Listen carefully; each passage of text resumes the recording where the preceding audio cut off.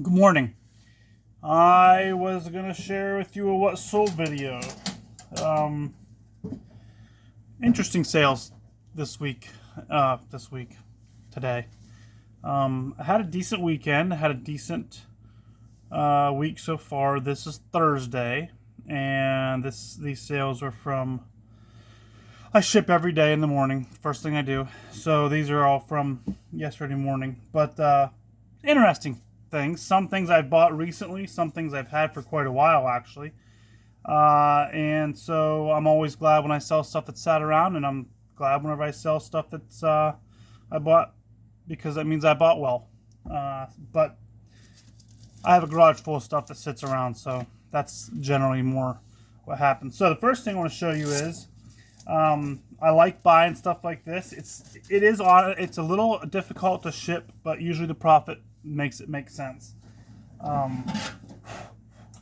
This is a Porter cable. I think it's 363. Yeah, 363 belt sander, 4x21 or 4x24, excuse me, belt size. I'm not gonna pick it up, but it comes in a metal box. Oftentimes, you've got to be careful because some power tools don't hold their value and some do. And and it's not always, I mean, there are certain brands that obviously are better than others, like Milwaukee, DeWalt, some, but Milwaukee's good.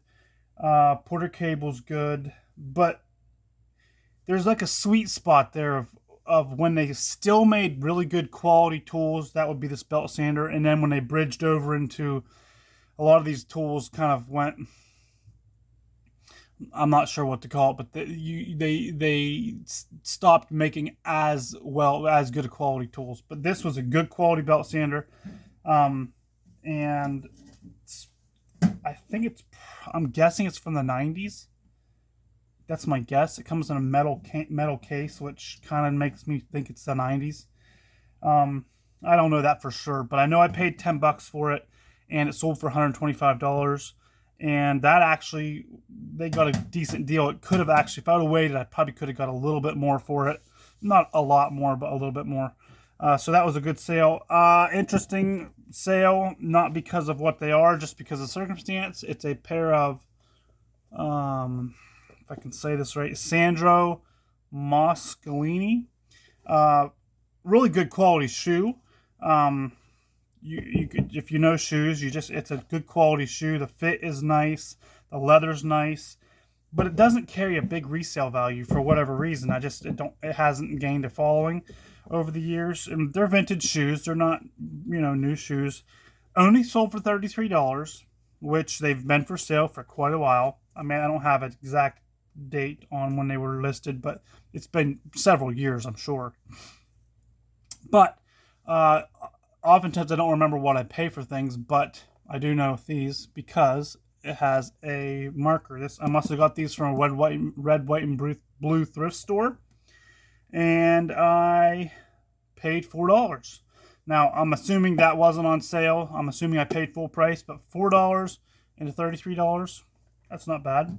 I bought these boots not too long ago. They're actually in fairly poor condition. I got them with another pair of boots. Both pair of Danner boots sold. I might have made a video about the other pair, but let's say I assign a value of $5 to these. I think I bought both pair of Danner boots for $10, I believe. But I cleaned them up. I moisturized the leather. They're well used, but there is still a lot of life left in them. The insides are intact. So I sold these for $25.99. In my mind, that means that I paid for both pair of shoes with this pair of boots, and I made a couple bucks. And then the other pair is all profit.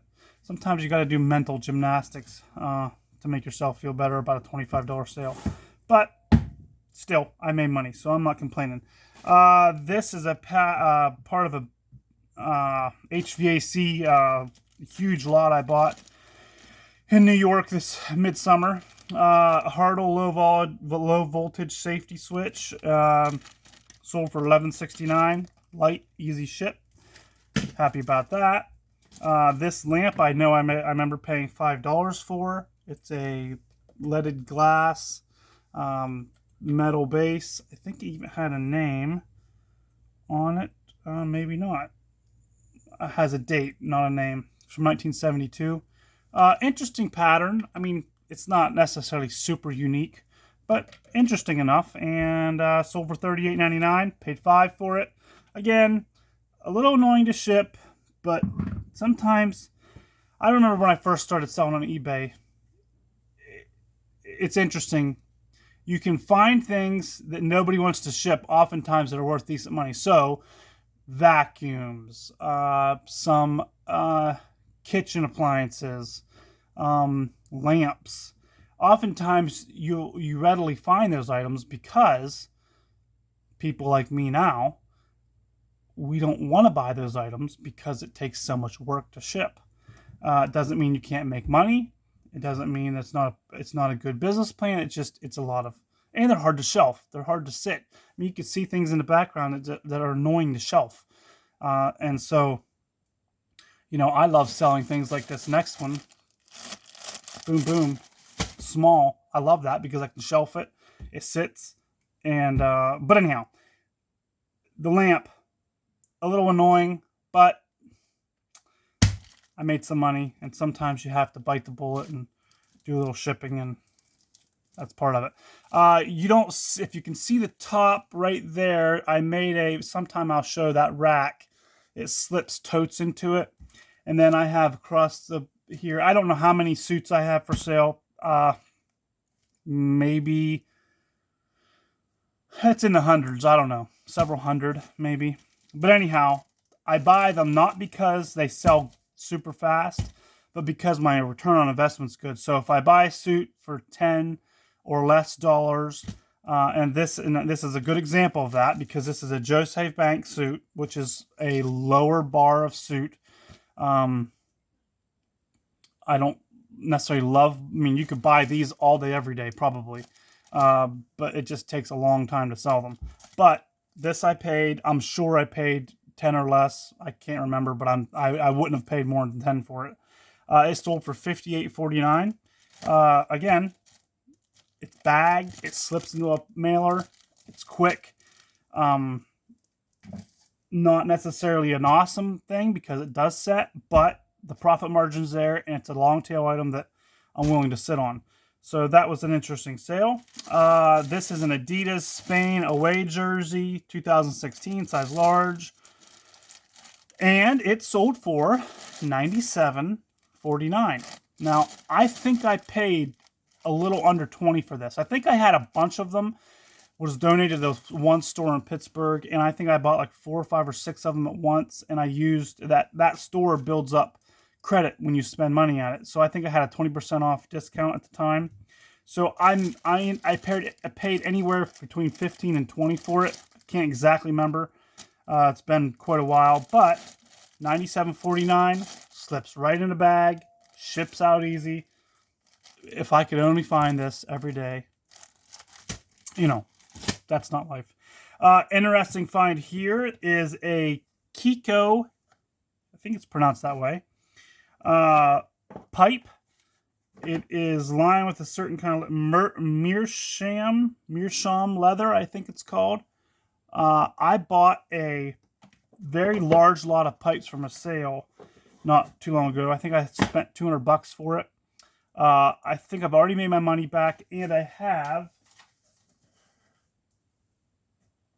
these 2 cases are still full.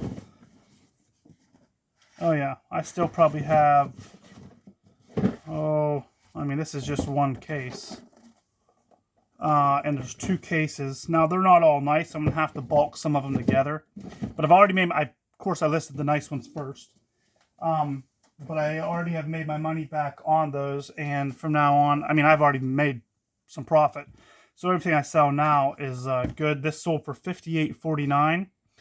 And again, small, quick, easy to ship. And last thing I sold was, out of that HVAC lot I bought in the midsummer, was these two Johnson Controls water valves. They're electronic water valves. I'm not getting them out because it's too much of an effort. Two of them sold. I had them listed at, I don't remember, maybe 99 a piece or something. Somebody offered, anyhow, I got two of them and they offered 140 for the two. So they sat around a while. I said, hey, I'll take it. I could have waited for another year or two and got more money, but sometimes it's just nice to get the money. So that's what I sold. Sale total was $783.57. Of course, shipping is going to be involved in that. I usually make a couple bucks on shipping on every item. Not a ton of money, but occasionally I make some money on shipping, so that's okay. Thought for you who list on eBay. This came to my mind the other day. I was thinking of death piles, and I have stuff that sits around a little bit. I have a rack of suits right here that you can't see. You can see the edge of it maybe. I have maybe seven suits there that need listed, which isn't really, I could list them all today if I really wanted to. Oftentimes we hear the word death pile, and I've been there, and it's annoying. You get stuff backed up and it gets in your hair and it gets frustrating, and I get it. But really what that speaks to is, I was thinking about that. Really what a death pile speaks to is the fact that you don't buy properly. Now, I understand sometimes you buy and it's a large lot and there's good stuff like those pipes that sit till you get to them. I understand that. But I know that there's individuals out there that have piles of stuff. Piles. Now, either that speaks to several things. Either you're lazy, you don't need the money, or you bought wrong. Maybe every situation is a little mixture of all those things, but I tend to think it's because you bought wrong. And what I mean by that is, if it's good, if the item's good or the profit's there, somehow me and you, we find a way of listing that quickly. So, hey, I'm not saying that to toot my own horn, because I've had to learn over the years the hard way. And I still have some stuff sitting around, but it's very minimal. Very minimal. When I buy, I try to make that a point of getting it listed and getting it sold. We're a business. If we don't buy stuff to sell stuff to make money, we shouldn't buy the stuff. If we're just buying the stuff to let it sit in our garage and to be disappearing into the oblivion of the death pile, then you shouldn't be spending the money. Does that make sense? So maybe you're buying wrong. So what I do is, if I buy stuff, and I do, that I don't necessarily love, like the lamp, I made money on it, but it wasn't necessarily exciting to me.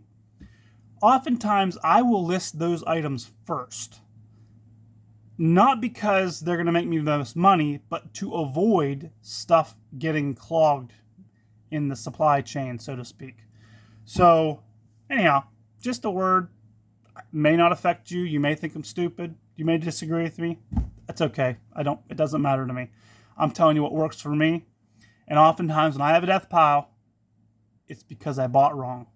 And it takes some time to refine your buying.